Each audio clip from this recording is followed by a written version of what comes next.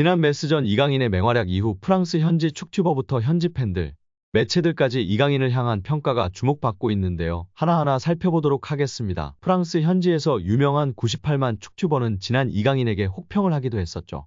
비열하다는 표현으로 맹렬하게 비난했었던 유튜버가 지난 메스전 이후에는 변화된 평가를 내렸습니다. 전반전에는 이강인이 꽤 좋은 활약을 했어. 공도 많이 받고, 물론 실수도 있었고 공도 뺏기기도 하고 패스 미스와 드리블 실패도 있었어. 바르콜라랑 원투 상황에서 좋지 않은 선택을 하기도 했어. 공을 너무 많이 밀거나 해서 실수가 있긴 있었어. 근데 전반전에 제일 자주 눈에 띈 선수야. 실수도 했지만 강인이는 최선을 다했어. 공간으로 침투하는 공격수들이 없어서 당연히 쉽지 않은 전반전이었을 거야. 매치처럼 수비 라인이 낮은 팀을 상대하는 것도 쉽지 않았을 거야. 그래도 오늘은 좋은 활약을 해준 이강인이야. 전후반 통틀어서 오늘 이강인은 편해 보였어. 오른쪽 측면으로 넘어가서 비티냐한테 어시스트 했을 때도 자신감을 되찾은 이강인을 볼 수 있었어. 오늘은 자기 축구에 대한 자신감, 팀원들이 찾고 패스해주는 축구, 이런 이강인을 다시 볼 수 있어서 정말 좋았어. 물론 완벽한 경기는 아니었어. 완벽하지 않은 경기였으나 좋은 경기는 분명했어. 다시 말하지만 우리는 이강인이 파리 팀에서 자리 잡길 원하는 선수야. 오늘은 좋은 날이었어.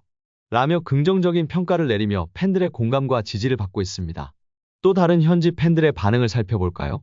나는 단지 유니폼을 팔기 위해 파리로 이적했다고 생각한 걸 인정해. 그러나 현재 이강인은 매우 훌륭하고 항상 팀을 위해 뛰어 이번 리그 전반기 선수 중에 내가 가장 좋아하는 선수 중 한 명이야. 국제무대에서 복귀한 이후 거의 체력이 바닥인 것 같아서 이번 연말 휴식기가 이강인에게 도움이 될 것 같다.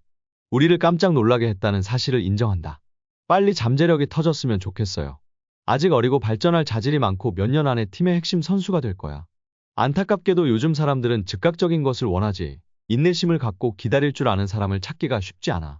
아직 몸값을 증명하지 못하고 있는 고가의 선수들보다 2200만 유로로 이적하니 이강인은 훨씬 더 큰 만족감을 준다는 사실을 상기시켜야 하는 걸까?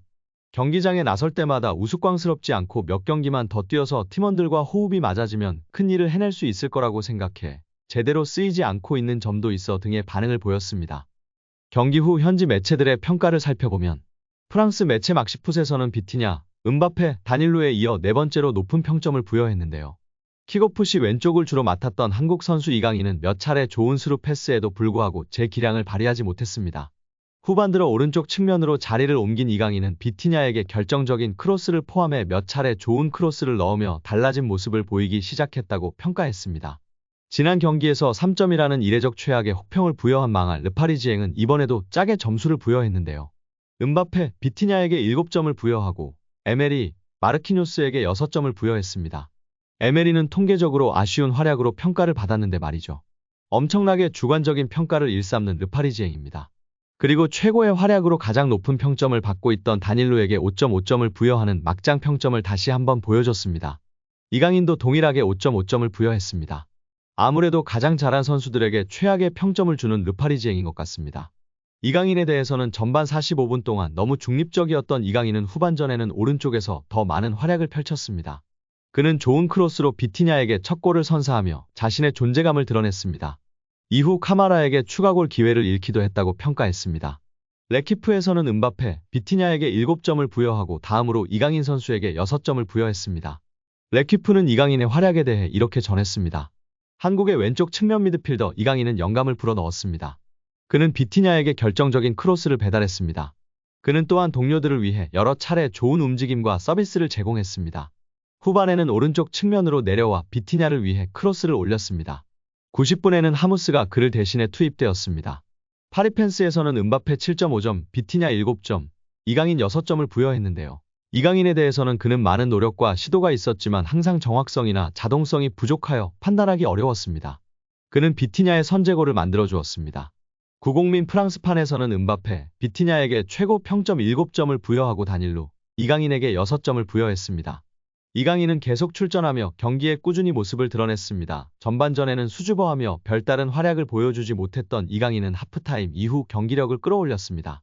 오른쪽에 배치된 그는 혼란스러운 움직임과 날카로운 패스로 상대의 수비를 괴롭혔습니다. 비티냐가 터트린 선제골을 도운 것도 바로 이강인이었습니다. 유쾌한 스윙 크로스가 포르투갈 선수를 페널티 박스 안에서 완벽하게 찾아냈습니다. 정말 멋진 선물이었습니다. 최근 이영표 위원이 이강인 선수에 대해 발언한 것이 화제가 되고 있는데요. 박문성 해설위원과의 유튜브 방송에서 발언했습니다. 이영표 위원은 축구가 편해지려면 기본적으로 축구 선수는 어떤 상황에서든 한 명을 제쳐서 크로스를 하거나 패스를 하거나 슈팅을 할 수 있어야 됩니다. 드리블을 통해서 템포를 죽이는 거는 안 좋은 행동이지만 동시에 어렸을 때부터 사이드에서 특히 1대1이 걸리면 한 명을 제쳐서 크로스를 올릴 수 있는 게 안 되면 축구가 어려워집니다. 드리블을 하게 되면 어떤 선수는 한쪽 밖에 못 가, 어떤 선수는 왼쪽 밖에 못 가, 어떤 선수는 오른쪽 밖에 못 가는데 양쪽을 다 갈 수 있는 확실한 기술이 하나씩 있어야 됩니다. 이강인 선수는 3년 이상 기술을 연마해서 양쪽을 다 할 수 있다고 보여집니다. 이강인 선수는 드리블을 잘하려면 스피드가 있어야 하고 중심이 무너진 쪽으로 치면 중심이 무너지는 것을 몸이 자동으로 계산하여 움직여지게 됩니다. 생각하고 드리블을 치는 게 아니라 연습과 노력 끝에 자동으로 움직여지는 것입니다. 여기서 박문성 해설위원이 덧붙였는데요. 맞아요. 이전에 앙리 선수도 인터뷰에서 패널들이 어떻게 그렇게 많은 골을 넣을 수 있었는지 물었을 때 생각하고 계산하고 슈팅을 때린 것이 아니다. 자연스럽게 자동적으로 슛을 하게 되었다고 인터뷰에서 화제가 되었다고 합니다. 뿐만 아니라 그라운드의 풍우나 천재 소리를 듣던 이천수 선수도 본인이 어떤 드리블을 했었는지 개인기를 했었는지 모른다며 자동적으로 몸이 움직여졌고 나중에 분석하면서 경기를 봤을 때 내가 저렇게 했구나 알 수 있었다고 발언했습니다.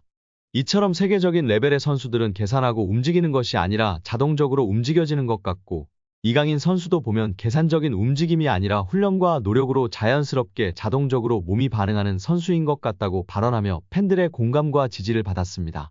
이어 이영표 위원은 이강인 선수가 재능은 기본적으로 있었겠지만 훈련과 노력이 없이는 만들어질 수가 없습니다. 또한 이강인 선수의 강점은 드리블도 있고 시야도 있고 정확한 왼발킥도 있고 터치가 굉장히 강점이 있다고 생각합니다. 멀리 볼 수 있는 능력은 킥이 자신 있는 선수들이 자연스럽게 보여지고 나타낼 수 있습니다. 어떤 선수들은 드리블을 잘하는 선수는 자기가 드리블을 보여주고 싶어하고 패스를 잘하는 선수는 패스를 보여주고 싶어하기 때문에 좋은 킥, 멀리 보낼 수 있는 킥이 장점인 선수는 자연스럽게 시야가 넓어지고 시야가 넓은 것처럼 보여지게 됩니다. 어린 선수들에게 멀리 보라, 시야를 넓혀라 라며 가르치기보다는 좋은 킥을 멀리 찰 수 있는 킥을 가르치면 자연스럽게 시합에서 연습한 킥을 보여주려고 하기 때문에 시야가 넓어지고 넓혀진 모습을 볼 수 있다고 발언하였습니다. 이어 최근 프랑스 언론의 비판에 대해서도 이야기했는데요.